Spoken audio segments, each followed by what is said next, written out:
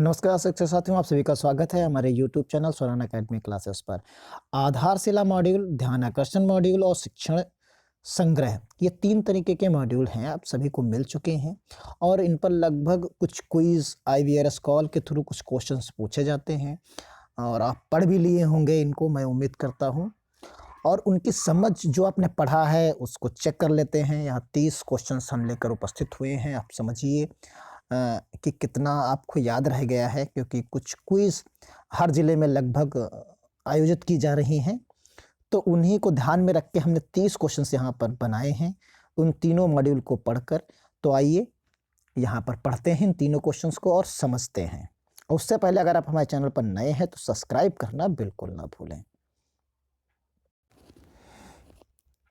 देखिए, पहला क्वेश्चन है हमारे पास कि कक्षा 1 व 2 के बच्चों में भाषा, गणित की गहरी और बुनियादी समझ को विकसित करने के लिए जरूरी जानकारियों और रोचक गतिविधियों का समावेश किस मॉड्यूल में किया गया है। तो ये किस मॉड्यूल में किया गया है, ये हमें यहाँ पर देखना है। तो इसका आंसर आपको सामने A, B, C और D 4 दिए गए हैं। तो इनमें से आप सभी लोग जानते हैं कि जो आधारशिला मॉड्यूल है उसमें इसके बारे में जो है समावेश किया गया है। तो आंसर हमारा जो सही हो जाएगा वो हमारा आंसर सही होगा जो है आधारशिला। तो आपका हमने इसमें बता दिया, ऑप्शन C सही होगा। तो अब चलते हैं अगले सवाल की तरफ। अगले सवाल में आप देखिए यहाँ पर कि व्यक्तित्व निर्माण की आधारशिला किस शिक्षा को माना जाता है। तो इसके बारे में हमको यहाँ पर जो है समझना है। तो देखिए यहाँ पर कौन सा होगा ऐसा। तो इसमें माध्यमिक शिक्षा, पूर्व माध्यमिक शिक्षा, पूर्व प्राथमिक शिक्षा और चौथा ऑप्शन जो आपके सामने है वो हमारा है जो है प्राथमिक शिक्षा, यानी आंसर जो हमारा सही होगा वो प्राथमिक शिक्षा सही होगा, ऑप्शन D सही होगा। तो इसी तरह का तीसरे सवाल पे चलते हैं। सभी मॉड्यूल के प्रभावी उपयोग है तो क्या आवश्यक होगा।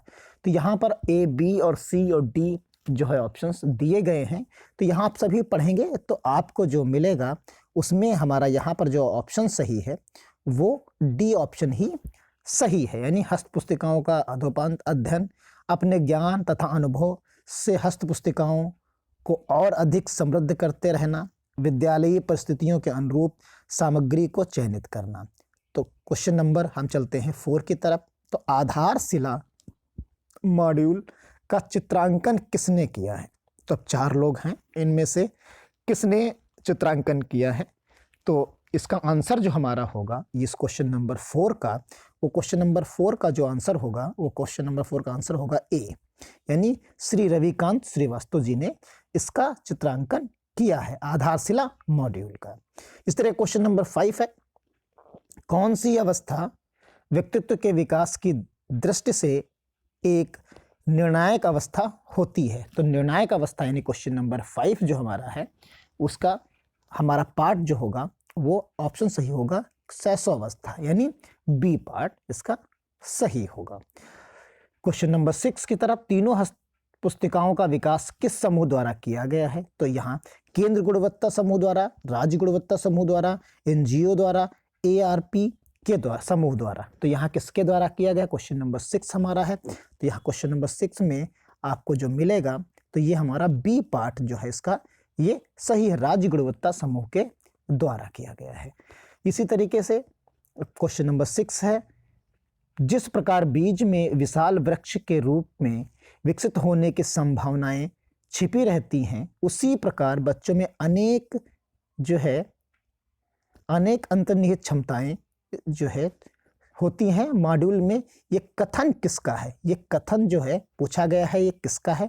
तो ये कथन जो हमारा है क्वेश्चन नंबर 7 का जो आंसर है वो हमारा है B पार्ट है, यानी रेणुका कुमार जी ने जो है इसमें ये उनके लेख में जो पहले पेज पे या दूसरे चौथे पेज पे छपा है बुक में, उसमें ये इनका लेख छपा हुआ है, उसमें ये इन्होंने बात कही है। क्वेश्चन नंबर 7 का जो पार्ट है वो B सही होगा।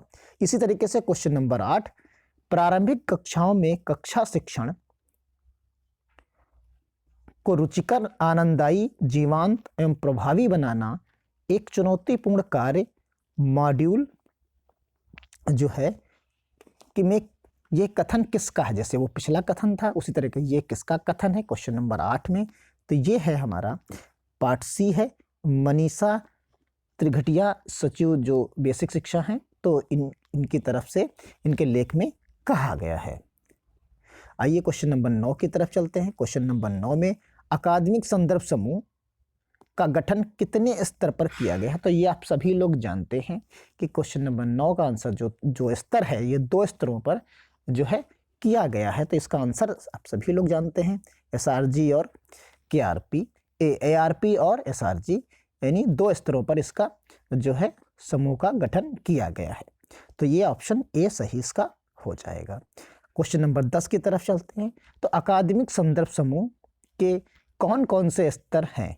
तो यहाँ पर कौन कौन से स्तर हैं, तो यहाँ पर जो आंसर है इसका हमारा, तो राज्य स्तर पर राज्य संदर्भ समूह SRG, ये हमारा हो गया। जिला स्तर पर अकादमिक रिसोर्स पर्सन ARP, ब्लॉक स्तर पर जो है हमारा यहाँ पर BRP या A और B दोनों। तो यहाँ पर जो हमारा ऑप्शन होगा वो ऑप्शन सही होगा। आप सभी लोग जानते हैं कि 2 स्तरों पर किया गया है, तो ये ऑप्शन डी हमारा सही हो जाएगा।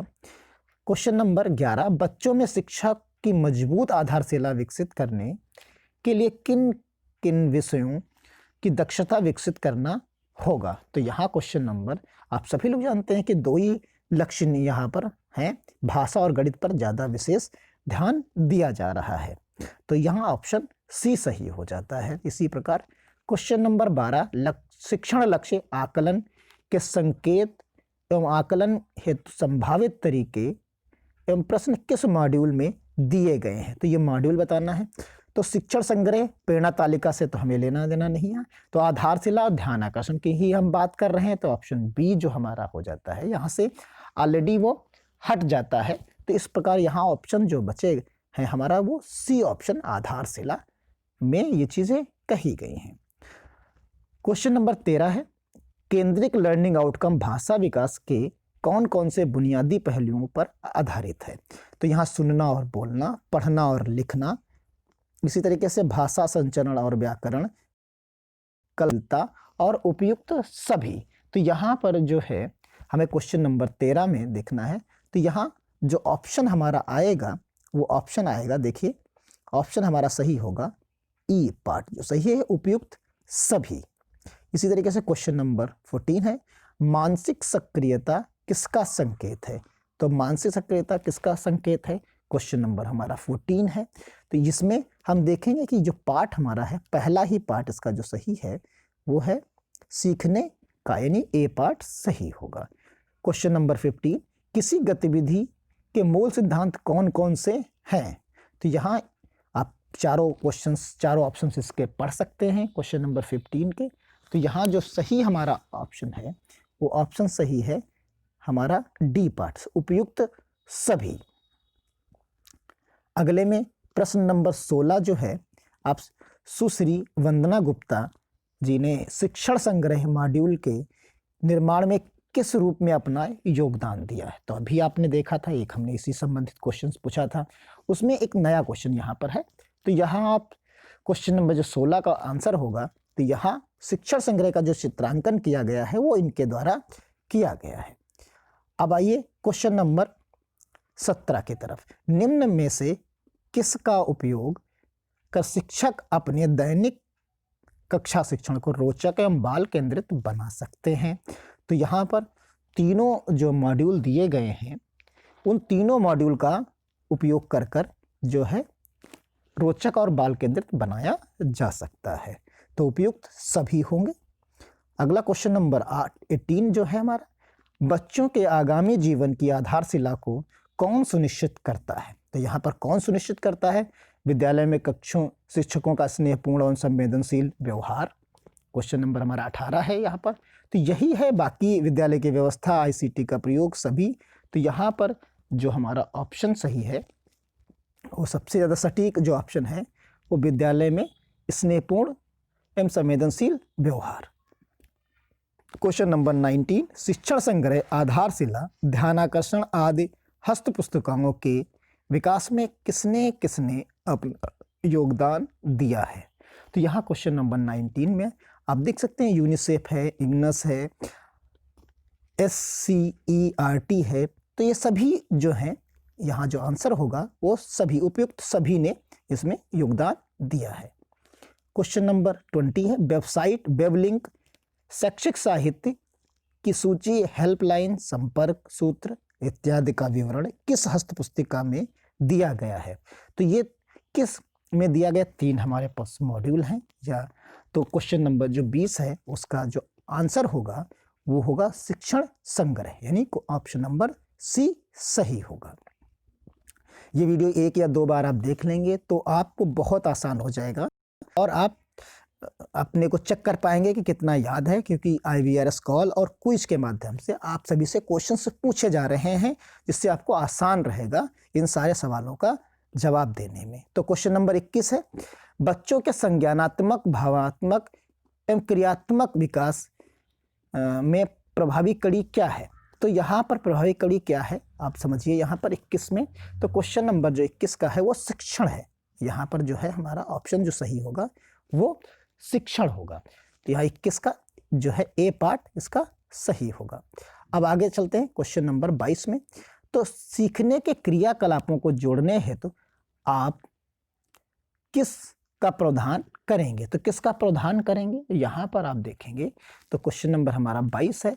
तो इसमें इसका आंसर होगा अंतः पाठों का, अंतः पाठों का हम यहाँ पर प्रावधान करेंगे। क्वेश्चन नंबर 23 है सफलता ही सफलता को जन्म देती है, ये उक्ति किस मॉड्यूल में कही गई है। तो ये किस मॉड्यूल में कही गई है। तो क्वेश्चन नंबर 23 का आंसर जो हमारा होगा ये कहा गया है जो है शिक्षण संग्रह में कहा गया है।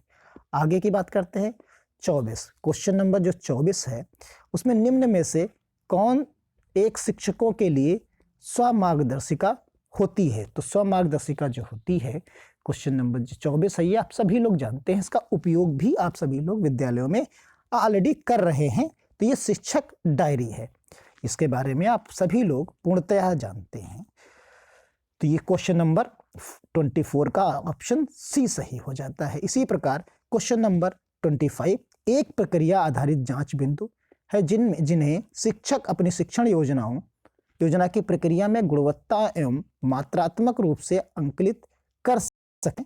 तो इसका ऑप्शन जो है आपके सामने है, 4 ऑप्शंस हैं 25 के। तो यहाँ 25 का जो होगा ये सारे के सारे शिक्षण अधिगम परिणाम, सीखने के संबंधी परिणाम, सीखने का प्रतिफल, तो यानी यहाँ ऑप्शन जो सही होगा वो सारे ऑप्शंस सही होंगे, यानी ऑप्शन नंबर D सही होगा। परिणाम आधारित लर्निंग आउटकम प्राप्त करने के लिए शिक्षक अपनी सोच, ज्ञान व अनुभव के आधार पर किन चीज़ों का प्रयोग करने के लिए स्वतंत्र हैं। तो यहाँ किन चीज़ों के लिए वो स्वतंत्र हैं, क्वेश्चन नंबर हमारा 26 है। तो यहाँ पर उपयुक्त सभी के लिए वो जो है स्वतंत्र हैं, जो ऑप्शंस आपको तीनों ऊपर दिए गए हैं। अब आइए क्वेश्चन नंबर 27। कक्षाओं में सभी विषयों के शिक्षक निम्न में से क्या अवश्य प्रदर्शित करें जिन्हें लक्ष्य मानकर दैनिक कक्षा शिक्षण करेंगे। तो यहाँ पर आप देख सकते हैं कि 3 चीजें ऊपर दी गई हैं, यानी क्वेश्चन नंबर 27 में। तो अधिगम संबंधी परिणामों की तालिका का यहाँ पर विशेष जो है हमें प्रदर्शन करना है। तो यहाँ क्वेश्चन नंबर 26-7 का C पार्ट सही हो जाएगा। 28 किस तालिका के आधार पर आप अपने कक्षा की एक समयकेतिक संख्यात्मक तालिका बना सकते हैं जो ये दिखाएगी कि आपकी कक्षा में लर्निंग आउटकम वार बच्चों की संख्या कितनी है। तो यहाँ पर जो बच्चों से संबंधित है तो आप थोड़ा सा गेस भी कर सकते हैं अगर आप याद नहीं कर पा रहे हैं। तो यहाँ पर ऑप्शन जो सही होगा हमारा वो D ऑप्शन, विद्यार्थी वार लर्निंग आउटकम तालिका के बारे में यहाँ बताया गया है। तो यहाँ इसी तरीके से आगे बढ़ते हैं। 29 शिक्षण संग्रह मॉड्यूल में लिखे शब्द बाला, बाला मूवी भी आप सभी ने देखी होगी। तो बाला जो है क्या है, इसका फुल फॉर्म यहाँ पर आपको बताना है। तो यहाँ 29 का जो हमारा आंसर होगा वो building is a learning add के रूप में है, यानी ए ऑप्शन इसका सही होगा। अब आइए क्वेश्चन नंबर जो हमारा लास्ट है 30 है, किस के आलोक में पुस्तकालय के संसाधनों का उपयोग समझ के साथ पठन की विधि को सुगम बनाने के लिए भी किया जाए। तो यहाँ पर पढ़े भारत, बढ़े भारत, खेले भारत, खिले भारत, खूब खेलो, खूब खाओ, खूब पढ़ो या उपयुक्त सभी। तो यहाँ जो 30th क्वेश्चन का आंसर है वो हमारा आंसर है ए, पढ़े भारत और बढ़े भारत। तो मैं उम्मीद करता हूँ आप सभी को ये 30 क्वेश्चंस पसंद आए होंगे, और पसंद आए हैं तो आप कमेंट भी करिए और अपने शिक्षक साथियों को शेयर भी करिए, अन्य ग्रुपों पर भी शेयर करिए, जिससे मुझे भी प्रोत्साहन मिलता रहे। धन्यवाद। जय हिंद, जय भारत।